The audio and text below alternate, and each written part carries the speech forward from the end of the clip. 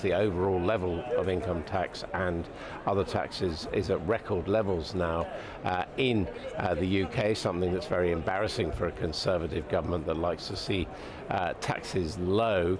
Well, there are always two aspects to any party conference. The first is a parade of cabinet ministers making announcements, talking about their specific policy areas, and it's always important to listen out to them. Although this year, one of the puzzles is that a big talking point is the future of HS2 and what the government's going to do about it. And Rishi Sunak has already said in advance, you're going to have to wait. I'm not going to reveal my plans while I'm here in Manchester. We shall see whether he sticks to that one. And of course, what he's also been saying in advance is that he believes that there is a war on the motorist, with things like speed limits being reduced to 20 miles an hour, and that he is going to use the law to reverse that and switch to the motorists. This does seem something that was inspired by the success of the Conservative Party clinging on in Uxbridge because of the imminent introduction of the ultra-low emission zone. It remains to be seen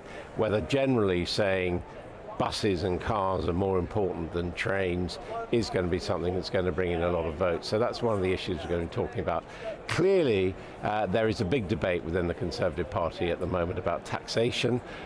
We have already heard from 30 Conservative MPs saying that telling their constituents that they wouldn't vote for an increase in taxation because, of course, the overall level of income tax and other taxes is at record levels now in the UK, something that's very embarrassing for a Conservative government that likes to see taxes low.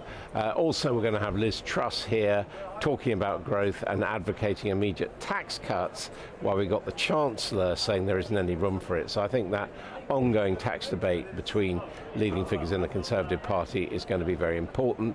The other hot button issue, of course, is the whole question of immigration, and I think there's going to be very active debate amongst the delegates and quite possibly from the podium as well on the issue of whether or not the United Kingdom should consider withdrawing from the European Convention on Human Rights because they believe that would make it easier to run deportation schemes and other schemes against migrants. That would be a very dramatic move, reversing 80 years of history really since the Second World War, and it'd be very interesting to see how far the leadership is prepared to go down that road. Other than that, it has to be said that looking at the opinion polls, it is at the very least a very active possibility that the Conservatives won't win the next general election. And in that case, it is likely that Rishi Sunak would resign as leader. So there's no doubt about it at all. There will be a beauty contest going on of people who want to be seen as future potential leaders of the Tory party. Clearly, two names that come to mind are those of Suella Braverman and Kemi Badenoch, but there may well be other people who are touted by the end of this week.